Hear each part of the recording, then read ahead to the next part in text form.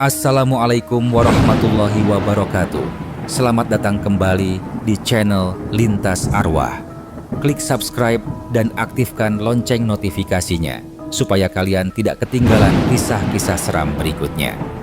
Oke, langsung saja kita mulai ceritanya. Aku tidak pernah menyangka bahwa ambisi pamanku sendiri akan mengubah masa kecilku menjadi mimpi buruk. Kejadian itu sudah bertahun-tahun berlalu, tapi bekas lukanya masih terasa jelas dalam ingatanku. Semua berawal dari keputusan Paman Harun untuk mengambil jalan pintas demi kekayaan, sebuah keputusan yang menyeret seluruh keluarga kami ke dalam kegelapan yang tidak pernah kami bayangkan. Aku masih kecil saat itu, tapi setiap detail kejadian yang menyelimuti rumah itu tidak pernah hilang. Suasana yang selalu terasa mengganggu, bisikan yang muncul saat malam mulai sepi, hingga tatapan aneh dari pamanku sendiri, semuanya masih menempel di pikiranku hingga sekarang. Apa yang awalnya hanya keinginan untuk hidup lebih baik, berubah menjadi teror yang perlahan menghancurkan kami dari dalam. Dan aku, hampir menjadi bagian dari perjanjian mengerikan itu.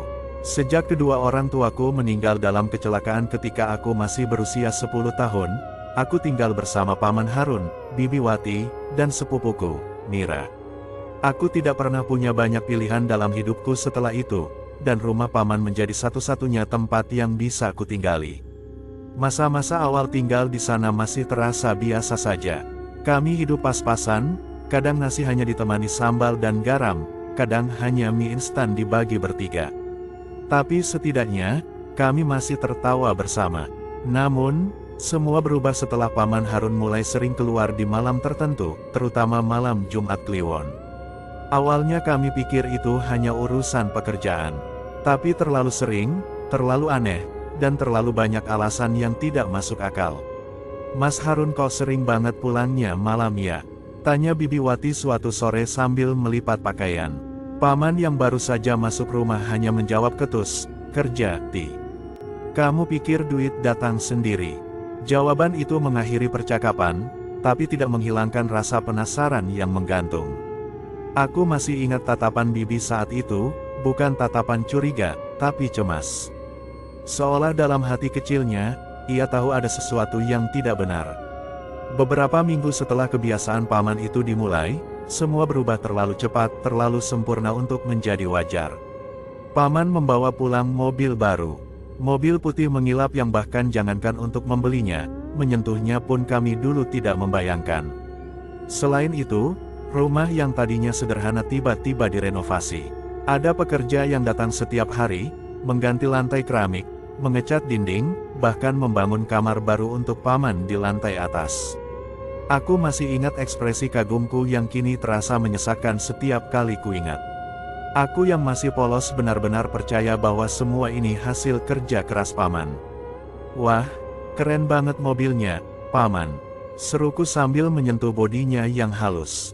Paman tersenyum, tapi senyum itu, entah kenapa aku merasa tidak enak melihatnya. Senyum lebar yang terlalu dipaksa, terlalu banyak gigi terlihat. "Rezeki itu datangnya kalau kita mau berusaha. Kamu lihat nanti, hidup kita bakal jauh lebih baik," katanya sambil menepuk bahuku.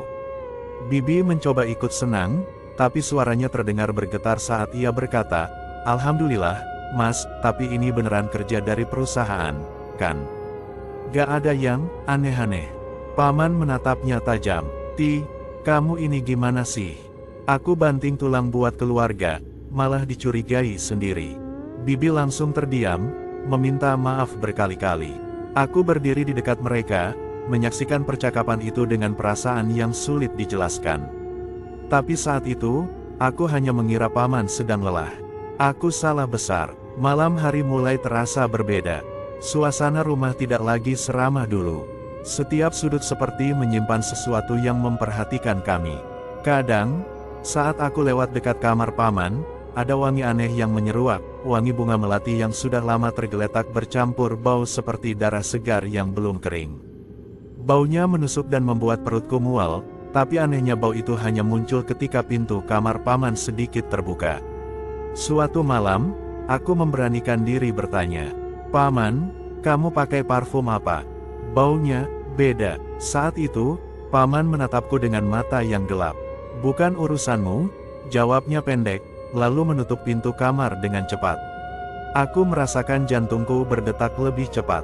Aku tidak tahu kenapa tatapannya tadi terasa sangat asing. Seolah di balik sosok pamanku, ada seseorang lain yang sedang mengamatiku. Sejak malam itu, aku mulai memperhatikan setiap gerak-geriknya. Dan semakin kulihat, semakin aku yakin bahwa paman bukan lagi orang yang sama seperti dulu. Suatu malam, aku tidak bisa tidur. Entah kenapa tubuhku gelisah. Udara kamar terasa begitu tidak nyaman, seperti ada sesuatu yang tengah menunggu aku memejamkan mata. Aku menatap jam kecil di dinding. Angkanya menunjukkan pukul 2 lewat sedikit. Saat itulah aku mendengar sesuatu dari lantai atas, suara langkah kaki. Gedebuk, gedebuk, pelan namun jelas. Di lantai atas tidak ada kamar tidur selain kamar paman.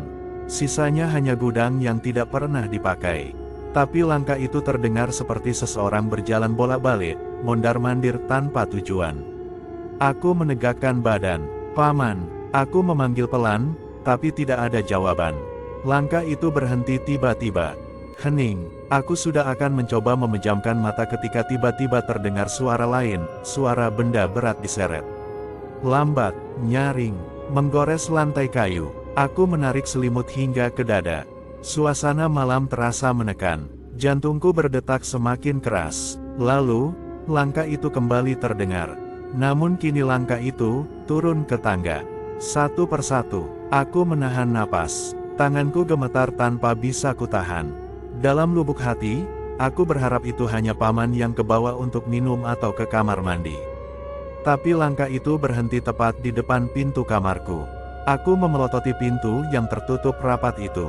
Kenop pintu sedikit bergetar, seperti ada yang sedang memegangnya dari luar. Aku ingin berteriak memanggil Bibi, tapi suaraku seperti hilang begitu saja. Tidak keluar. Beberapa detik yang terasa seperti siksaan panjang, kenop itu diam kembali. Langkah itu menghilang perlahan, lalu hening lagi. Aku tidak tidur sampai pagi. Keesokan paginya saat sarapan, aku mencoba mengungkit kejadian itu. Paman tadi malam ke bawah ya. Paman yang sedang mengaduk kopi terdiam sejenak. Tatapannya mengarah tepat padaku, lama sekali. Aku merasa seperti seekor binatang yang sedang diukur-ukur sebelum disembelih. Aku nggak turun, jawabnya datar lalu kembali mengaduk kopinya. Aku menelan ludah. Lalu siapa? Baru saja aku mau melanjutkan, Mira tiba-tiba berkata lirih, temannya paman. Kami semua menoleh ke arahnya. Mira menatap kosong ke arah piringnya. Temannya paman yang matanya merah, lanjutnya sambil memegang boneka lusuh kesayangannya erat-erat. Bibi langsung buru-buru menenangkan. Sudah, jangan ngomong yang aneh-aneh. Makan dulu. Tapi Mira menggenggam lengan bajuku, menarik ringan. Ia berbisik, aku lihat dia berdiri di tangga semalam. Napasku langsung membeku. Sejak itu, aku mulai memperhatikan Mira. Anak 5 tahun itu menjadi semakin pucat dari hari ke hari. Sering terbangun malam dan menangis tanpa sebab. Kadang ia memandang sudut ruangan seolah ada seseorang yang berdiri di sana. Ia sering bicara sendiri, seakan-akan sedang mengobrol dengan seseorang yang tak terlihat.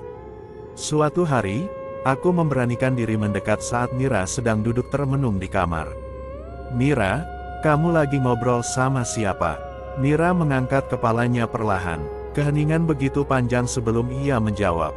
Dia bilang aku bakal ikut dia suatu hari nanti, kalau Om gak mau ngikutin perjanjian. Aku merasa bulu kudukku berdiri semua. Apa maksudnya? Perjanjian apa? Mira menggigit bibirnya. Dia bilang ini, janjinya paman. Kalau paman lupa, dia bakal ambil kita. Kalimat itu membuat tenggorokanku terasa kering. Aku tidak tahu harus berkata apa.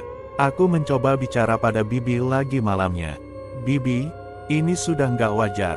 Mira ketakutan. Dan paman. Bibi menatapku dengan mata berkaca-kaca.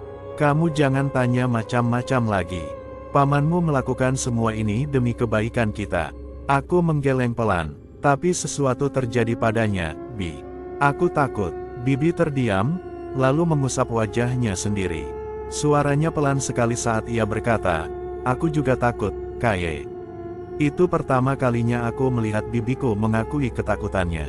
Suatu malam lain, aku memberanikan diri memeriksa kamar paman saat ia pergi. Pintu kamar tidak terkunci saat itu. Aku pelan-pelan mendorong pintu. Lampu kamar padam tapi ada cahaya samar dari jendela. Kamar itu terlihat jauh lebih berbeda dari kamar biasa. Di sisi kanan ada lemari besar, di bawah kasur ada kotak kayu tua, aku bisa melihat sebagian sisinya mencuat. Dan lagi, bau yang sangat menyengat menusuk hidungku. Wangi melati yang bercampur aroma amis seperti darah. Aku hampir muntah menahannya. Rizky, suara itu tiba-tiba terdengar dari belakangku. Aku membeku. Pelan-pelan, aku menoleh. Mira berdiri di depan pintu, memeluk bonekanya dan menatapku dengan mata dingin. "Kamu gak boleh di sini," dia bisa marah. Aku berlari mendekat dan menariknya keluar sebelum kami sama-sama ketahuan. Tapi sebelum aku menutup pintunya kembali, aku seperti melihat bayangan tinggi di pojok kamar. Diam, tidak bergerak, tapi seperti sedang memperhatikan kami. Aku tidak berani memastikan. Malam itu, aku tidak bisa tidur lagi. Malam itu pula, aku mulai yakin bahwa apapun yang paman lakukan di balik semua kemewahan ini bukan hal yang manusiawi. Dan keluarga kami perlahan sedang dikorbankan. Malam di rumah ini semakin sulit untuk aku jalani. Setiap jam sudah terasa seperti musuh yang menunggu untuk menerkam dari kegelapan. Apalagi sejak suara-suara aneh itu mulai sering terdengar dari lantai atas, tempat yang seharusnya tidak ada siapa-siapa. Aku masih ingat pertama kali suara itu muncul. Waktu itu sekitar pukul 12 lewat sedikit. Semua orang sudah tidur. Aku baru saja menutup buku pelajaran sekolah ketika terdengar suara langkah kaki dari atas. Pelan di awal, lalu semakin jelas. Bunyinya seperti seseorang yang berjalan dengan sandal yang solnya keras. Terdengar sangat dekat, seperti tepat di atas kamarku. Aku menahan napas. Jantungku mulai berdetak cepat. Gudang itu selalu terkunci dan kuncinya hanya dipegang oleh Paman Harun. Tidak ada alasan untuk siapapun berada di sana malam-malam begini. Aku memberanikan diri bertanya esok paginya. "Paman, semalam ada yang naik ke atas?" Tanyaku sambil pura-pura santai. Paman hanya menatapku sekilas. "Ah, mungkin tikus. Ngapain kamu mikir aneh-aneh?" Jawabnya singkat sambil merapikan kerah kemejanya. Tatapannya seperti menyimpan sesuatu yang tidak ingin ia ungkap. "Tikus? Tikus macam apa yang bisa berjalan seperti manusia?" Beberapa hari berlalu, dan suara itu malah semakin sering terdengar. Bukan hanya langkah kaki, kadang seperti benda berat diseret ke lantai. Kadang terdengar gedebuk seperti ada yang jatuh dengan keras, tetapi ketika aku mengecek keesokan paginya, semuanya terlihat normal. Aku mulai sulit tidur. Setiap malam aku hanya menunggu sesuatu yang lebih buruk akan muncul. Dan ternyata aku benar, karena setelah itu, Mira mulai berubah. Sepupuku yang biasanya ceria itu kini sering terbangun ketakutan. Tubuhnya kurusan, matanya menghitam seperti kurang tidur berminggu-minggu. Kadang ia terbangun sambil menangis dan menjerit histeris, seolah ada yang mengejarnya dalam mimpi. Aku dan Bibi harus berkali-kali menenangkan dia. "Mira ngomong sama siapa tadi malam?" tanyaku suatu pagi ketika dia duduk termenung di ruang tamu sambil memegang boneka lusuhnya. Dia menoleh perlahan, menatapku dengan mata sayu. "Sama temanku," jawabnya lirih. "Dia yang sering main di kamar atas." Aku merinding. "Kamar atas? Tapi itu kan gudang." Mira menggeleng pelan. "Bukan gudang. Dia bilang itu tempatnya. Dia selalu nunggu aku tiap malam. Aku hanya bisa menelan ludah." "Wajah temenmu seperti apa?" Mira tidak langsung menjawab. Ia memeluk bonekanya lebih kencang, lalu mendekat ke telingaku. Suaranya bergetar saat berbisik. "Dia tinggi, badannya besar, kepalanya botak, matanya merah. Dia suka lihat kamu." Seketika tengkukku seperti ditusuk jarum. Aku mematung. Ruang tamu yang terang pun terasa seperti membeku. Bibi Wati yang mendengar dari dapur langsung menghampiri dan memeluk Mira. "Sudah, jangan ngomong aneh-aneh kayak gitu," katanya tergesa-gesa. Namun wajah Bibi justru yang paling ketakutan. Aku menatap Bibi. "Bi, sebenarnya ada apa? Ini semua ada hubungannya sama Paman?" "Iya." Bibi menggigit bibirnya, matanya berkaca-kaca. Tapi ia tidak menjawab, ia hanya menghela napas sambil memalingkan wajah. Aku tahu ia menyembunyikan sesuatu yang jauh lebih menakutkan dari apa yang baru saja dikatakan Mira. Malam berikutnya, suara dari atas kembali muncul. Tapi kali ini berbeda, aku seperti mendengar seseorang bernafas di sana. Berat, pelan, dan teratur, seolah sedang mengintai, menunggu. Aku memejamkan mata dan menarik selimut sampai sebatas leher. Aku mencoba menutup telinga, tapi ketika aku baru akan terlelap, ada bunyi seperti kuku yang menggesek lantai kayu tepat di langit-langit kamar. Aku spontan membuka mata, dinding kamar yang kusam seperti ikut bergetar. Aku tidak berani bergerak, tidak berani bersuara. Suara itu berhenti. Aku menunggu, beberapa detik yang terasa sangat panjang. Lalu, duar, sesuatu menghantam lantai atas dengan keras sampai lampu kamarku berkedip. Aku meloncat dari kasur dan berlari keluar kamar tanpa pikir panjang. Nafasku tidak beraturan, keringat dingin mengalir di punggung. Aku ketuk pintu kamar Bibi dan Mira berkali-kali. Bi, bangun, ada sesuatu di atas. Bibi membuka pintu dengan wajah setengah sadar. Astaga, kamu kenapa? Aku menunjuk ke arah langit-langit. Ada yang gerak, suaranya keras banget. Bibi tampak ragu, tapi ia mengikuti arah jariku menatap ke atas. Seketika wajahnya pucat seperti kehilangan darah. Aku tahu Bibi mendengar suara itu juga. Dia memegang pundakku. Sudah, masuk sini dulu. Jangan terlalu banyak berpikir. Semua baik-baik saja, tapi aku tahu itu bohong.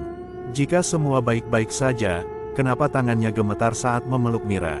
Esok paginya, saat Paman Harun sarapan, aku langsung menanyakan kejadian itu. Pam, ada yang jatuh di atas. Suaranya keras banget semalam. Paman berhenti mengunyah. Gerakannya kaku. Ia meletakkan sendok dengan suara cukup keras. Kamu bermimpi, katanya tegas. Tidak, aku. Sudah, bentaknya. Jaga ucapanmu. Jangan sok tahu. Aku tersentak. Bibi yang sedang mencuci piring langsung menunduk dalam. Mira hanya diam sambil memandangi serealnya tanpa selera. Paman berdiri, merapikan jasnya. Jangan naik ke lantai atas. Tidak ada yang boleh masuk ke sana. Mengerti? Tatapannya tajam, penuh peringatan. Aku mengangguk pelan meskipun jantungku berdebar tidak karuan. Sebelum keluar rumah, ia mendekat ke arahku dan berbisik. Kalau kamu masih ingin tinggal di sini, jangan banyak bertanya. Lalu ia pergi meninggalkan rumah dengan pintu yang dibanting keras. Aku dan Bibi saling pandang tanpa suara. Ada ketakutan yang sama di mata kami. Hari-hari berikutnya berjalan seperti neraka kecil. Suara-suara itu tidak pernah berhenti. Bahkan kini terdengar lebih dekat, seolah apapun yang ada di sana semakin berani. Kadang aku mendengar suara pintu kayu berderit pelan, seperti ada yang mencoba keluar dari gudang. Kadang seperti seseorang menyeret langkahnya perlahan menuju tangga. Suatu malam aku terbangun karena mendengar suara anak kecil tertawa pelan di luar kamar. Aku pikir itu Mira, tapi setelah aku membuka pintu kamar, tidak ada siapa-siapa. Yang ada hanya lorong gelap yang terasa seperti mengawasiku dari semua sudut. Aku kembali masuk kamar. Aku duduk di ranjang sambil menutup telinga. Aku berusaha menenangkan napasku. Tapi kemudian, aku mendengar suara kecil. Aku lihat kamu. Suaranya tepat di belakangku. Aku spontan menoleh. Tidak ada siapa-siapa. Namun aku langsung sadar satu hal, suara itu bukan suara Mira. Semakin hari, Mira makin lemah. Kedua tangannya sering dingin seperti air es. Tubuhnya kurus hingga tulang pipinya terlihat jelas. Kadang saat aku bangun, aku melihat ia berdiri diam menghadap tangga, seolah menunggu seseorang muncul dari kegelapan atas. Aku mencoba berkali-kali bertanya apa yang sebenarnya terjadi pada Paman. Tapi setiap aku mulai membahasnya, wajah Bibi langsung berubah panik. Dengar, kamu harus tetap tenang, ucap Bibi suatu malam sambil memegang tangan aku erat. Apapun yang terjadi di rumah ini, jangan pernah kamu ikut campur. Tapi Bi, ini sudah tidak bisa dibiarkan. Mira sakit, ada yang salah di sini, jawabku hampir berbisik. Bibi menggigit bibirnya lagi. Air matanya menetes satu persatu. Aku juga takut, tapi pamanmu, dia bukan lagi orang yang kamu kenal dulu. Aku terdiam. Kata-kata itu seperti petir yang menghantam momok yang sudah lama ada dalam pikiranku. Sesuatu dalam diri paman memang berubah. Senyumnya tidak pernah benar-benar tampak tulus lagi. Cara berjalannya pun seperti tidak ingin meninggalkan jejak. Aku menarik napas pelan. Bibi tahu, kan, apa yang dia lakukan. Bibi menutup wajahnya dan menangis tanpa suara. Aku tahu aku sudah mendapatkan jawabannya. Ia tahu, ia sadar, tapi ia terlalu takut untuk bicara. Sekitar pukul 2 dini hari, suara langkah itu terdengar lagi. Aku terpaku di kasur, menatap langit-langit seperti orang ketakutan yang menunggu hukuman. Perlahan turun melalui tangga, menuju lantai bawah. Aku bisa menghitung langkahnya satu persatu. Aku menggigil, aku menutup mulutku agar tidak berteriak. Kemudian langkah itu berhenti tepat di depan pintu kamarku. Aku hampir pingsan saat gagang pintu bergerak perlahan, berputar sedikit, seperti ada yang mencoba masuk. Aku menahan napas sampai rasanya dadaku ingin meledak. Tapi pintunya tidak terbuka. Suara langkah itu kemudian berjalan pergi, menuju kamar Mira. Aku langsung panik. Aku bangkit dan membuka pintu kamar secepat mungkin. Lorong gelap menyambutku dengan sunyi yang menekan dada. Tapi di ujung lorong, aku melihat sesuatu. Pintu kamar Mira terbuka sedikit. Astaga, aku berlari tanpa pikir panjang. Aku dorong pintu itu sampai terbuka lebar. Dan saat itu, aku melihat Mira sudah duduk di lantai, matanya terbuka lebar menatap ke arah atas, seolah melihat sesuatu yang tidak terlihat olehku. Mira, aku mengguncangnya pelan. Ada apa? Kamu kenapa? Ia tidak merespons. Bibirnya sedikit terbuka, terdengar napas kecil keluar dari tenggorokannya. Aku menoleh ke Bibi yang baru datang dengan wajah pucat. Ada apa? Teriaknya panik. Aku belum sempat menjawab ketika Mira tiba-tiba berbicara dengan suara lirih, datar, seperti bukan suaranya. Dia bilang waktuku sudah dekat. Aku dan Bibi hanya bisa saling tatap dalam ketakutan yang paling dalam. Malam itu aku menyadari satu hal. Apapun yang menghuni rumah ini, bukan lagi sekadar bayangan. Ia sudah memilih korbannya, dan Mira, sudah tidak punya banyak waktu lagi. Aku akhirnya sampai pada titik di mana rasa takut tidak bisa lagi membuatku diam. Mira semakin parah, tubuhnya semakin kurus, matanya selalu kosong seperti tidak lagi tinggal di dunia yang sama denganku. Dan suara-suara dari lantai atas semakin sering terdengar seolah menunggu waktu yang tepat untuk turun ke bawah dan menunjukkan wujudnya. Aku tidak punya pilihan lain. Aku harus mencari tahu apa yang sebenarnya terjadi. Dan satu-satunya orang yang tahu jawabannya adalah Paman Harun. Malam itu, Paman kembali pulang larut malam. Tubuhnya selalu membawa aroma aneh, seperti campuran bunga melati yang sudah membusuk dan bau amis yang menusuk hidung. Aku pura-pura tidur saat ia masuk rumah. Aku bisa mendengar langkah kakinya yang pelan dan teratur menuju kamarnya, lalu bunyi pintu tertutup. Beberapa menit kemudian, suara dengkurnya terdengar samar dari balik pintu. Aku menunggu sedikit lebih lama untuk memastikan ia benar-benar tertidur. Jam dinding menunjukkan pukul 1.47 dini hari ketika aku nekat keluar dari kamar.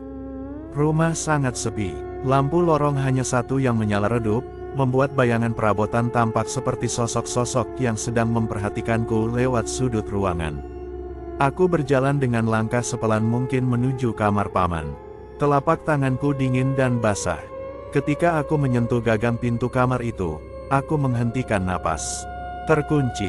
Aku sudah memprediksi ini. Aku pun langsung berlutut dan memeriksa di bawah pot bunga yang berada tak jauh dari pintu kamar. Pot itu sudah lama di situ, jarang dipindahkan, dan aku pernah memperhatikan Paman berkali-kali mengambil sesuatu dari bawahnya. Dan benar, aku menemukan kunci cadangan kecil yang berdebu. Saat kunci itu masuk ke lubangnya, aku sempat ragu. Kalau aku ketahuan, aku tidak tahu apa yang akan Paman lakukan padaku. Tapi kalau aku tidak lakukan ini, Mira bisa mati. Aku memutar kunci itu pelan-pelan. Pintu terbuka sedikit. Aku menahan napas, memastikan tidak ada suara mencurigakan dari dalam. Begitu yakin aman, aku mendorong pintu itu perlahan. Kamar Paman gelap, hanya diterangi cahaya bulan yang masuk dari jendela. Aku bisa melihat tubuh Paman terbaring di kasur, punggungnya menghadapku. Napasnya terdengar pelan namun berat. Aku menutup pintu hati-hati, takut ia terbangun. Aku mulai menyisir kamar itu dengan tatapan.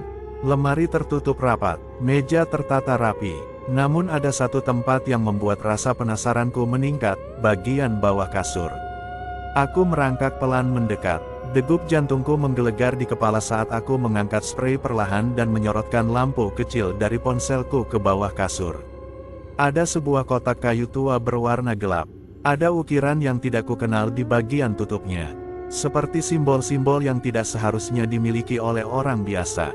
Tanganku gemetar saat meraih kotak itu dan mengeluarkannya. Aku membuka tutupnya, dan saat itu juga aku merasa tubuhku seperti jatuh ke jurang kegelapan. Di dalam kotak itu ada sebuah keris tua yang bilahnya sudah berkarat tetapi masih terlihat tajam. Batang dupa hitam yang aromanya sangat kuat meskipun belum dibakar. Foto keluarga kami yang sudah usang. Tetapi yang membuatku hampir menjatuhkan kotak itu adalah apa yang ada di foto tersebut. Wajah Paman Harun dicoret dengan spidol merah sampai tampak seperti wajah tanpa muka. Dan di bawah foto itu, ada tulisan dengan tinta merah yang sangat jelas. Tumbal pertama, 50 hari lagi.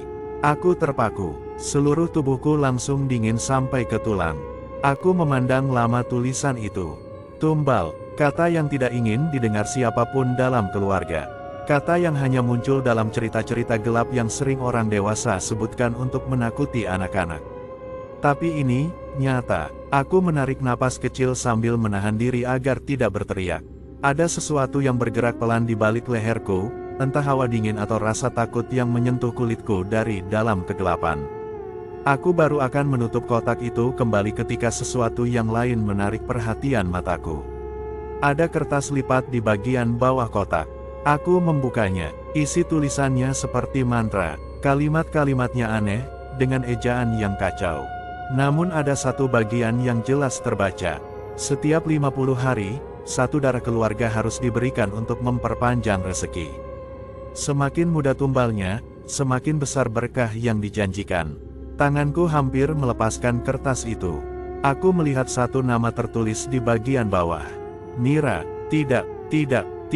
Aku langsung menutup kotak itu dengan cepat. Nafasku tidak lagi teratur. Aku bangkit ingin pergi, tapi tiba-tiba, kasur tempat Paman tidur berbunyi pelan.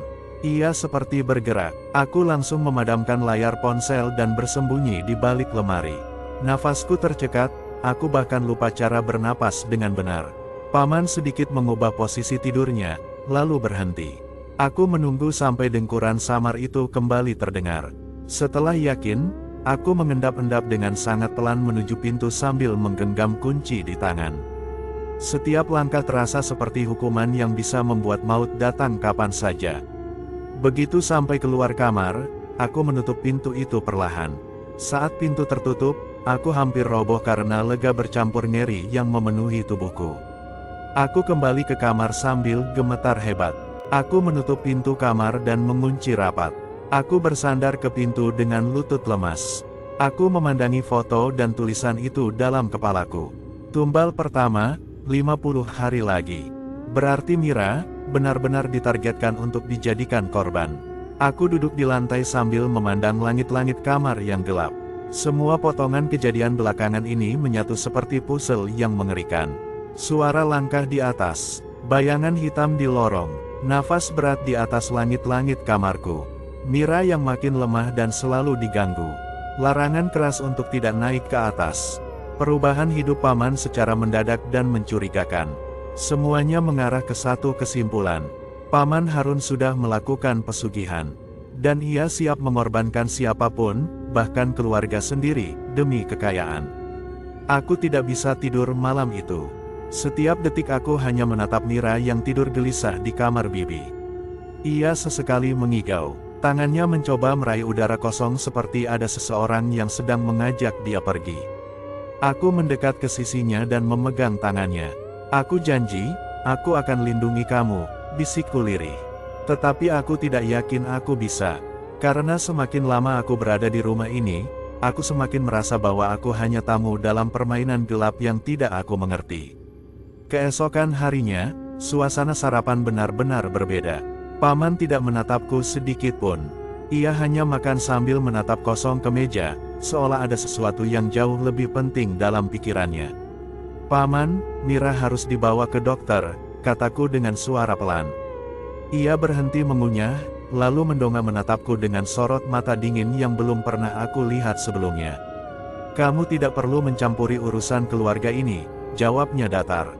Aku balas menatapnya. "Mira keluarga saya juga." Alis paman sedikit terangkat. Bibirnya tersenyum, tetapi bukan senyum yang baik. Senyum itu seperti ejekan yang disembunyikan dalam sopan santun palsu. Ia mencondongkan tubuh ke arahku dan berbisik, "Kalau kamu pintar, kamu tahu kapan harus diam." Aku mengalihkan pandangan, merasa seperti sedang duduk di meja makan bersama seekor predator. Hari itu, Bibi memanggilku ke dapur secara diam-diam saat paman berangkat. "Kamu masuk kamar paman semalam?" "Iya." Suaranya seperti angin yang hampir tidak terdengar. Aku ingin bohong, tapi mataku tidak bisa menyembunyikan ketakutan yang masih tersisa. Bibi langsung memelukku erat. "Kenapa kamu begitu nekat? Kamu tidak tahu apa yang pamanmu lakukan dalam beberapa bulan ini?" Suaranya pecah. "Aku sudah tahu, Bi," jawabku pelan. Bibi terdiam. "Bi, kita harus pergi dari rumah ini," lanjutku. "Mira dalam bahaya." Air mata Bibi kembali mengalir. Tapi ia menggeleng pelan. "Kita tidak bisa pergi." "Kenapa?" Bibi menatapku dengan mata penuh putus asa. "Karena kita sudah diawasi." Aku merinding. Diawasi oleh siapa? Aku baru ingin bertanya lebih lanjut ketika tiba-tiba, brak, bunyi pintu depan terbuka keras. Langkah cepat dan berat terdengar menuju ruang tengah. Aku dan Bibi terdiam, napas kami tertahan. Lalu suara paman terdengar lantang. "Kamu kira aku tidak tahu apa yang kalian lakukan?" Aku menatap Bibi. Bibi menatapku. Dan dalam tatapannya, aku melihat sesuatu yang selama ini ia sembunyikan. Ketakutan pada suaminya sendiri. Ketakutan yang jauh lebih gelap daripada suara langkah kaki di atas. Ketakutan yang memberitahu kami bahwa Paman Harun bukan hanya pelaku pesugihan, tapi ia juga sudah tidak lagi menjadi manusia yang sepenuhnya. Aku tidak peduli lagi apakah suaraku terdengar bergetar atau tidak. Aku menyeret Bibi masuk ke kamar sambil menggenggam kotak kayu itu. Jantungku seperti mau meledak saat aku memperlihatkan isinya. "Bi, Paman benar-benar melakukan pesugihan. Dia mau jadikan Mira tumbal," ucapku terbata. Bibi Wati langsung menutup mulutnya dengan tangan. Mata ibu itu melebar, menangkap ketakutan yang sama yang sudah berminggu-minggu mengekangku. "Ya Allah," suaranya lirih, hampir tidak terdengar. Aku memberikan kertas yang berisi tulisan mengerikan itu padanya. Bibi membaca isi tulisan itu dengan napas terputus-putus. Begitu melihat nama Mira tertulis jelas, lututnya langsung lemas. Ia terjatuh duduk di lantai. "Tidak, tidak, Mas Harun, gak mungkin," suaranya pecah. Aku memegang pundaknya. "Bi, kita harus pergi dari rumah ini. Sekarang juga." Bibi menggeleng keras. "Pintu pasti sudah dikunci, dia pasti sudah tahu." Aku merasa darahku berhenti mengalir. Maksud Bibi? Bibi tidak punya waktu menjawab. Karena saat itu juga, lampu kamar berkedip-kedip, seperti berusaha bertahan sebelum padam seluruhnya. Kamar seketika menjadi sangat gelap. Hanya cahaya redup dari jendela yang memperlihatkan siluet kami. Lalu, terdengar suara dari bawah. Bukan suara paman yang biasanya, tetapi sesuatu yang lebih gelap. "Mulai malam ini, semuanya selesai." Suara itu bergema dari segala arah. Seolah dinding, lantai, dan udara ikut berbicara. Bukan terdengar dari mulut seseorang, tetapi datang dari dalam rumah itu sendiri.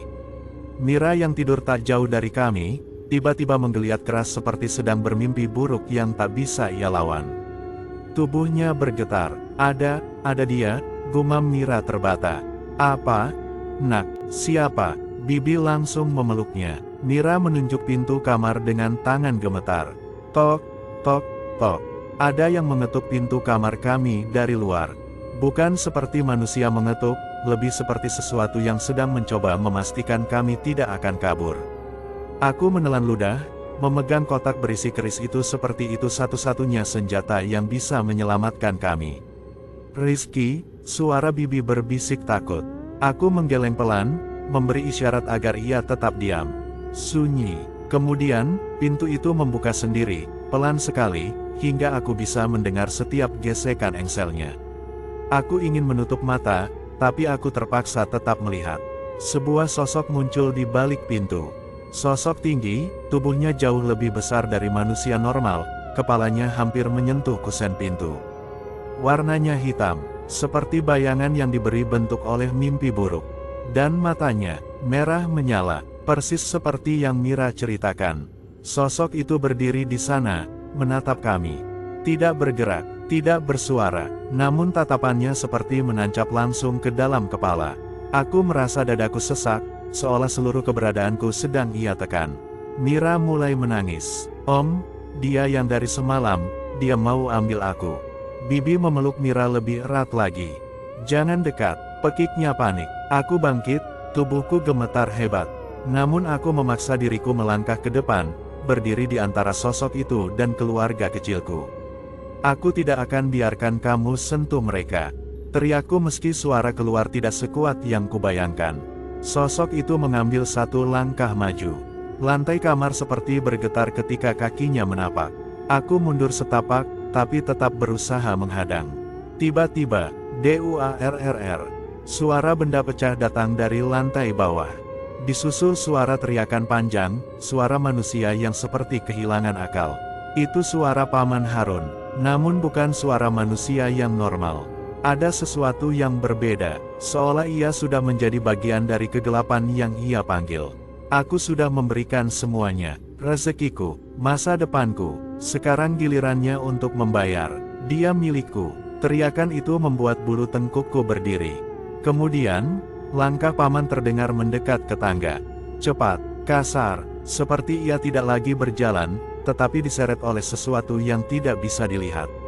Aku dan Bibi saling pandang. Tidak ada waktu berpikir, instingku langsung mengambil alih tubuh. Aku berlari ke arah jendela. Kutekan pengaitnya dan berusaha membuka. Tapi jendela seperti terkunci oleh sesuatu dari luar. Aku mendorong lebih keras, namun tidak bergeming. Tidak bisa, desisku marah. Aku kembali menatap pintu. Sosok tinggi itu sudah semakin dekat ke Mira, seperti hendak menyentuhnya. Tanpa pikir panjang, aku melemparkan kotak kayu itu ke arah sosok hitam itu. Kotak itu mengenai dadanya. Sosok itu berhenti sejenak, tidak terjatuh, tidak tersentak, tetapi ia menoleh ke arahku, menatapku dengan dua cahaya merah itu. Dan saat itulah Paman Harun muncul. Ia muncul di belakang sosok hitam itu. Tapi wajahnya, bukan wajah manusia lagi. Kulitnya pucat seperti mayat, matanya hitam pekat, senyumnya terlalu lebar dan terlalu kaku untuk disebut senyum seorang manusia. Di tangannya, keris dari kotak itu sudah berpindah ke genggamannya, aku tidak tahu bagaimana. Istimewa sekali malam ini, katanya pelan sambil melangkah maju. Akhirnya kalian menyaksikan, apa yang akan membawa kita ke kehidupan baru. Aku ingin muntah melihat ekspresi itu. Paman yang dulu perhatian, ramah, dan sederhana, kini hilang sepenuhnya. Yang berdiri di hadapan kami sekarang, hanya tubuhnya. Jiwanya seperti sudah ditarik ke tempat yang jauh lebih gelap. Jangan lakukan ini, Mas. Bibi menangis keras. Mira masih anak-anak. Dia keluarga kita. Paman menyeringai. Karena dia keluarga, justru itu kenapa nilainya sangat tinggi. Ia mengarahkan keris ke arah Mira. Aku melompat menghadang, tapi sosok hitam itu menepisku hanya dengan dorongan kecil. Dorongan itu cukup membuat tubuhku terhempas ke lemari hingga punggungku terasa seperti dihantam palu besar. Napasku langsung kacau, pandangan berkunang. Mira menjerit memanggilku. Om Rizky, tolong. Aku mencoba bangkit tapi lututku goyah. Kamar berputar. Kita bisa kaya selamanya, tidak akan susah lagi, semua mimpi bisa terwujud, hanya dengan satu nyawa kecil, bisik Paman sambil mengelus kepala Mira. Ah, jangan sentuh anakku, teriak Bibi sekuat tenaga. Bibi menerjang, tapi Paman melemparkannya begitu saja ke tembok. Kepala Bibi membentur keras dan ia jatuh pingsan. Bibi, aku hampir merangkak sambil berusaha berdiri. Namun Paman sudah mengangkat kerisnya tinggi. Mira memejamkan mata sambil menangis ketakutan. Dan aku tidak tahu apa lagi yang bisa kulakukan. "Mas, berhenti," suaraku pecah. Paman menoleh padaku, dan dalam sekejap, seluruh lampu kamar padam. Gelap total, aku hanya bisa mendengar isak Mira, suara napasku sendiri, dan langkah kaki sosok tinggi itu. Yang perlahan, sangat perlahan, mendekati kami untuk mengambil yang ia mau. Aku tidak sadar apa yang terjadi beberapa detik berikutnya. Semua seperti melebur menjadi teror tanpa bentuk. Yang ku tahu, saat lampu menyala kembali, Paman Harun sudah tidak ada di kamar. Sosok hitam itu juga menghilang. Pintu kamar terbuka lebar seperti seolah mempersilakan kami kabur. Mira memeluk tubuh Bibi yang masih pingsan. "Om, cepat kita pergi, aku takut." Aku memaksa tubuhku bangkit meski setiap bagian terasa sakit. Tidak ada lagi waktu berpikir. Hanya satu hal yang aku tahu. Jika kami tidak melarikan diri sekarang, kami semua akan mati. Dengan seluruh tenaga yang tersisa, aku menggendong Bibi dan menggandeng Mira keluar dari kamar. Aku menatap tangga yang menuju bawah. Lorong gelap itu seperti mulut monster besar yang ingin menelan kami kembali. Tapi kami harus lewat sana. Satu-satunya jalan keluar hanya melalui pintu belakang. "Ayo, jangan lepas tangan Om," bisikku pada Mira. Kami mulai menuruni tangga. Rumah terasa hidup, udara seperti bergoyang. Dinding seakan memperhatikan kami. Dari bawah terdengar suara langkah seseorang, langkah pincang, seperti seseorang yang berada di ambang hidup dan mati. "Kemana kalian mau pergi?" Suara Paman terdengar dari ruang tamu. Suaranya bukan suara manusia lagi. Aku tidak melihat wajahnya, tapi aku bisa merasakan kebencian dan obsesi hidup dalam setiap kata-katanya. Aku menggenggam lebih erat tangan Mira. "Lari sekarang." Kami lari sekencang yang kami bisa menuju pintu belakang. Dari belakang terdengar langkah cepat mengejar kami. Kerisnya berkilat ketika ia mendekat. Aku berhasil menjangkau gagang pintu belakang. Kutarik, dan untuk pertama kalinya sejak neraka ini dimulai, pintu itu berhasil terbuka. Aku menyeret Mira dan Bibi keluar. Kami berlari tanpa menoleh ke belakang. Hingga suara Paman memanggil namaku dengan suara panjang yang mengguncang seluruh tubuhku. "KAMUUUTIDAAK bisa lari selamanya." Aku tidak berani melihat ke arah rumah itu lagi. Karena aku tahu, apapun yang ada di dalam rumah itu, belum selesai dengan kami. Kami bertiga melompat keluar ke pekarangan belakang. Dingin malam menyergap kami. Tanah terasa lembab dan becek oleh sisa hujan, membuat langkah kami hampir tergelincir. Kami berlari tanpa menoleh. Nafasku seperti akan putus. Dada terasa seperti dihantam batu besar. Tapi aku tahu, berhenti berarti mati. Dari belakang kami terdengar suara pintu dibuka dengan paksa, disusul langkah cepat dan suara tawa yang melengking mengerikan, lebih mengerikan dari sebelumnya. Aku memegang tangan Mira dan Bibi erat-erat, memaksa kaki kami terus berlari menuju jalan besar. Gelapnya malam membuat pandangan sulit, tapi aku tetap memaksa tubuhku terus bergerak. Sampai jalan. Sampai jalan, aku terus mengulang kata-kata itu seperti mantra keselamatan. Akhirnya, kami keluar dari halaman rumah. Lampu jalan yang temaram menjadi satu-satunya tanda bahwa kami masih berada di dunia yang nyata. Aku mendengar suara Paman berhenti di depan rumah. Ia berdiri di pintu belakang, hanya mengamati dari kejauhan. Sosok hitam berdiri tepat di belakangnya. Mata merahnya menyala dalam gelap. Aku tidak tahu apakah mereka mengejar atau hanya mengawasi kami. Yang aku tahu, kami tidak boleh berhenti. Kami terus berlari sampai bertemu jalan raya. Sebuah truk lewat. Sopirnya sempat berhenti karena melihat kami yang berlari dengan muka penuh ketakutan. "Ada apa? Kalian kenapa?" teriak sopir dari dalam kabin. Ada pencuri. Tolong antar kami." Sahutku gugup, tidak mungkin aku mengatakan yang sebenarnya. Tanpa banyak tanya, sopir itu membuka pintu dan membantu kami naik. Saat truk bergerak menjauh dari rumah itu, aku melihat sesuatu yang membuat jantungku serasa berhenti. Paman berdiri di tengah jalanan dekat rumah, tatapannya mengikuti kami pergi. Senyum itu masih terpampang di wajahnya. Di sebelahnya, sosok hitam itu berdiri seolah menjadi penjaga. Tangan mereka terangkat pelan, seperti melambaikan selamat tinggal. Bibi memejamkan mata erat. Mira menangis dalam pelukanku. Aku hanya bisa menatap lurus ke depan, berusaha menghapus semua bayangan mengerikan yang baru saja terjadi. Seminggu berlalu, kami tinggal di rumah kerabat jauh di luar kota. Setiap malam aku masih terbangun mendadak, berkeringat dingin, takut sosok itu akan muncul lagi. Bibi masih trauma dan sering menangis diam-diam. Mira lebih sering terjaga di malam hari, memeluk lutut sambil menggumamkan doa agar kami tetap aman. Suatu hari, kami menerima kabar mengejutkan. Rumah Paman Harun disegel polisi. Berdasarkan laporan yang kami dengar, ditemukan mayat seorang pria tak dikenal di salah satu ruangan, dengan kondisi mengenaskan, tubuhnya seperti kehilangan darah. Tidak ada satupun jejak Paman. Seolah ia menghilang begitu saja. Ketika informasi itu disampaikan seorang tetangga lama melalui telepon, Bibi lemas dan hampir pingsan. Aku hanya terdiam, memandang kosong ke lantai. Aku tahu, ini belum berakhir. Paman Harun tidak memperoleh tumbal dari keluarga kami. Tapi makhluk itu tidak mungkin membiarkan perjanjiannya tidak dibayar. Ada harga yang harus ditebus. Dan aku yakin, makhluk itu sedang mencarinya.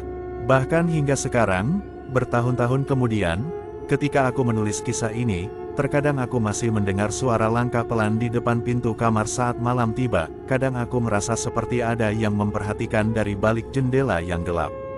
Aku selalu mencoba meyakinkan diriku bahwa itu hanya imajinasiku, hanya trauma. Namun suatu malam, saat aku terbangun, aku melihat bayangan tinggi berdiri jauh di luar jendela. Ia tidak bergerak, hanya menatap. Matanya merah menyala. Aku memejamkan mata, berharap bayangan itu menghilang saat ku buka kembali. Tapi jauh di dalam hatiku, aku tahu, perjanjian itu belum berakhir, dan makhluk itu masih menunggu bayaran. Dan itulah kisah horor malam ini. Percaya atau tidak, semua kembali pada diri kita masing-masing. Sampai jumpa di cerita horor berikutnya. Wassalamualaikum warahmatullahi wabarakatuh.